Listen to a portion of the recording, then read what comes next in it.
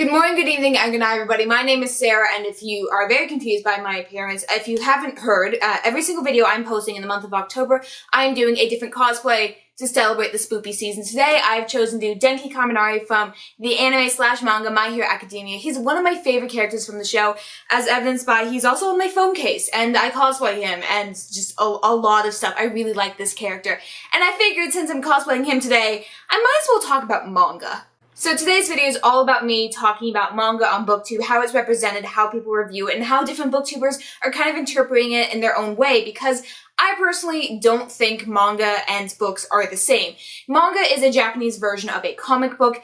It's kind of, it's different, but it's their version of a comic book, and I have some issues with the way that people are talking about it on YouTube in general, and I'm just like, I really like anime and manga. I really like books. Let's just, talk about it in a video and see how badly this turns out, because I have no plans for this video. It's just spur of the moment, what's coming out of my head. I'm hoping it turns out okay. I'm going to start off with something I already mentioned. Manga isn't entirely Japanese comic books, but they're close enough to make that comparison. The main difference is, first of all, that they're printed in black and white. The next difference is kind of something that was originally an American comic book thing, but now is kind of almost solely in Japan, and that's the fact that the way that manga is published is that they're published individually chapters in a giant magazine. So Shonen Jump, which is one of the most popular manga magazines out there, every week publishes a single chapter in a collection. It's basically an anthology. Bunch of chapters from a bunch of different ongoing series. It used to be very common in American comic books. That's how Superman made his debut in Action Comics. He was one of the many stories featured in that. Has kind of started to die out, and most people get their own little comic book run with each different volume being its own separate collection pamphlet that is published weekly. In Japan, it is still very much one giant manga, and once there's enough chapters, they publish it in a volume. So a volume is not a complete story. It is not a complete arc. It is not a single storyline. It is just, there's 5 chapters. Here, you want to bind above them, and then they slowly just continue printing chapters until the story ends, or until you run out of money and can't afford them anymore. There's also the difference, with a lot of American comic books, they're printed on very flimsy paper. There's a bunch of, ads in them. That's how they support their, renditions. That's how they're able to make money. In Japan, it's almost entirely fueled by anime and entirely fueled by marketing and just individual volumes sold. So this is sold weekly with ads. This is sold every couple of months with no ads, and it's just a collection of stories. So main difference, main separation here. That's all I'm going to talk about on that subject, because I felt like it was worth noting before I actually dive into the real content of this video. One of my main points I want to make in this is the fact that anime manga communities are very different than the Booktube community on YouTube. They're entirely separate spheres. They rarely ever overlap. Normally, when a new chapter comes out, a manga reviewer will review it by the weekly chapter. Sometimes people do it by volume, but it's most commonly by the chapter. You never see that in Booktube. No one ever does by-chapter reviews. You might get vlogs, but no ever by-chapter reviews. And that's mostly because of the way things are released. Books are released in an entire bind-up, and then mangas are released chapter by chapter. And so the communities have mostly stayed separate on that single standpoint. How do you review the content? In manga, there is no spoiler warning. Every single review talks about what is in that single chapter. But when you're talking about Booktube and over on the Booktube community, but you want to discuss manga, the issue is you have to be very careful about knowing where to set your spoiler limit. I personally don't want to go anywhere into the content of the actual storyline, the actual arc. I might give a brief summary. It's like, oh, this arc is a fighting tournament, and this arc is basically setting into a new lifestyle. But I don't want to go into actually what happens, who gets hurt, who has that sudden life-changing moments. I don't really want to go into that, because I view that as spoiler territory because of my relation with Booktube.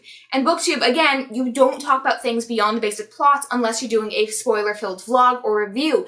That's just, you don't do it. Talking about reviews, I think that's a good transition into my next point, is reviewing manga, reviewing books.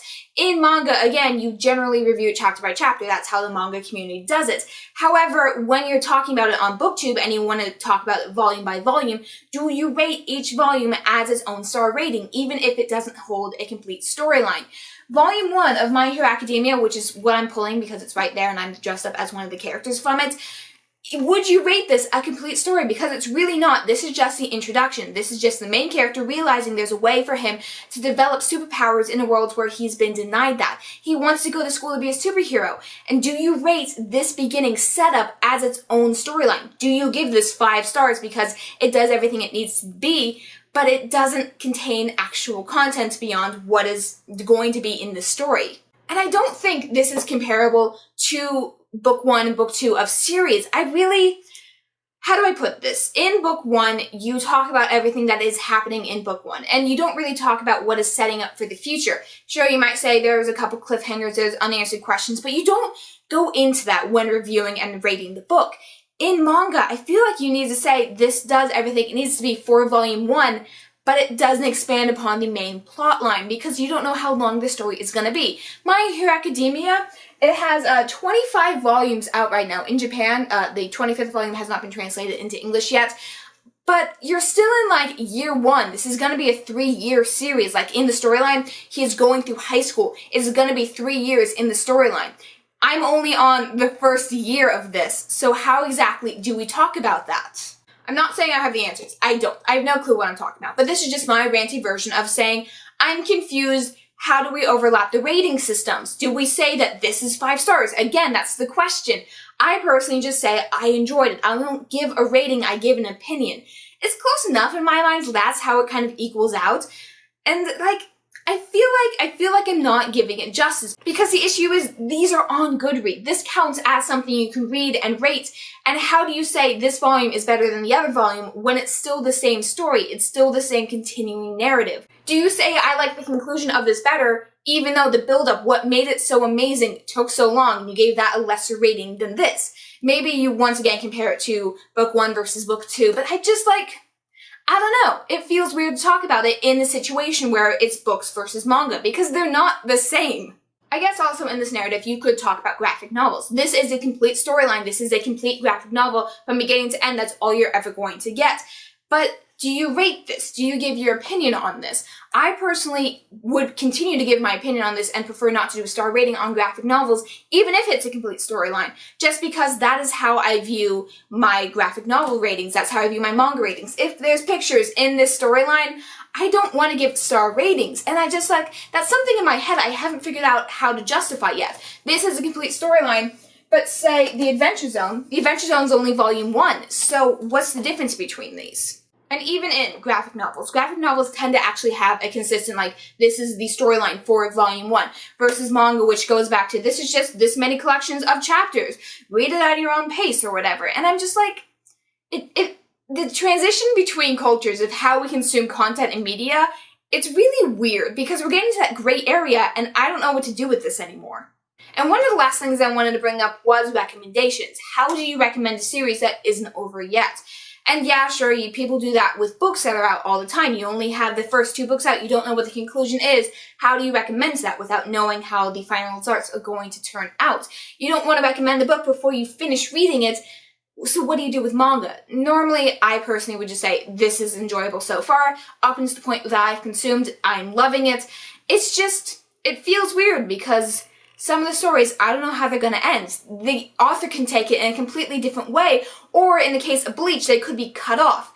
Because the thing with manga is that they're published by a weekly basis, and so at any point, the publishers can just say, no one likes your content anymore, you're done, you're over with. You don't get a warning, you have 3 weeks to finish a 15-year series. That is what happened with the manga Bleach. I was loving that series so much, but when that deadline came, the author wasn't able to give a satisfying ending in that short amount of time. And so people came to hate this series because of how awful the ending was.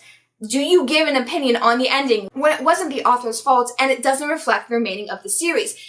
So there's a lot of complications, there's a lot of technical things that I personally don't have a way to give a correct answer on. I don't think there is a correct answer. I'm not trying to gatekeep. I'm just saying you need to be aware of the difference between mangas and books. You can continue to rate and review both of these. You can continue to read and enjoy both of these.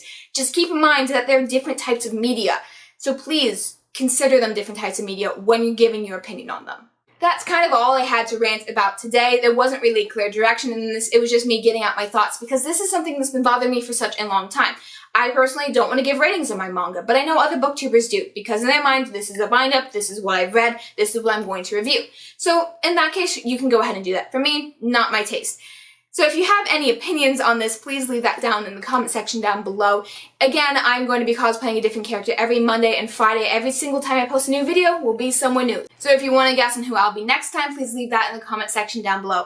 While you're down there, don't forget to hit like and subscribe. And as always, good night, good evening, and good morning, everybody.